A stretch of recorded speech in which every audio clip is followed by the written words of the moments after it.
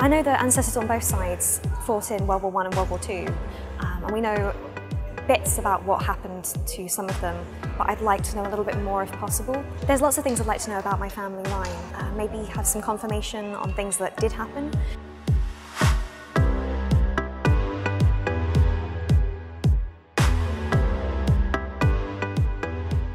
So, Becky, we've spent some time going over your family tree and looking into your ancestors and just trying to find anyone that has a link to the First World War. We're going to focus on your great-great-grandfather, William James Henry Swatton. William was a warehouseman at a biscuit factory. And I've done a little bit of research, and that was actually Huntley and Palmer's biscuit factory in Reading. During the First World War, they actually provided biscuits. They had a contract with the British Army to provide biscuits, these sort of square, hard-tack biscuits known as the Huntley and Palmer's Army No. 4. So, somewhere when I was a kid, probably my granddad told stories about the biscuit factories when they were kids. Or somebody in the family, they would take the broken biscuits at the end of like a shift as like treats. So that's pretty cool to see that written there. And we discovered that he joined the British Army. We have William's service record. Now, there are some pages that are missing, perhaps they were destroyed like many other records. We have some key details at the top. Maybe first of all I would draw your attention to the date that he enlisted. So the 9th of November 1914. Whenabouts were they sort of forcing people to join? It wasn't until March 1916 that conscription was introduced. So at this time it was voluntary. That's quite powerful. He signed up when he didn't have to, I suppose. A lot of these men that joined up were part of what was known as Kitchener's Army, the volunteers. And you may well have seen this poster, Britain's your country, join your country's army. Your king wants you, God save the king, yeah.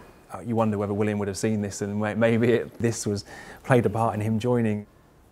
I believe he's 34 when he enlists. He might have been seen as an older man, and that's perhaps why he joined the Army Service Corps.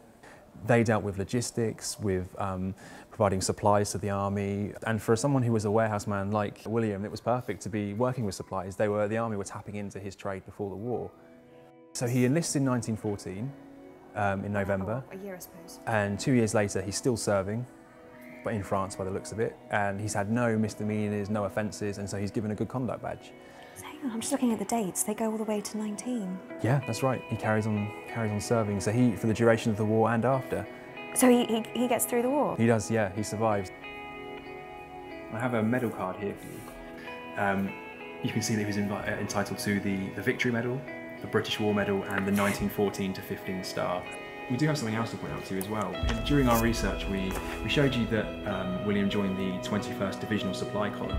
And we actually had, here at the National Army Museum Archive, we found a photo of the company, which we're going to show you. We don't know if William was within this photo, but we'd like to think that perhaps there is a face, and obviously looking over the Swatton photos, maybe you'll see a family resemblance there somewhere. I'm surprised how clear it is. You could, if you went through it, you potentially could find something. It's a good project. Yeah, wow.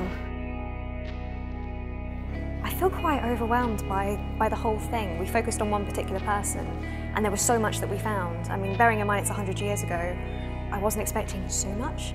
If I could speak to William, I'd say thank you, because it takes a lot of courage to go, and he went into the war by choice.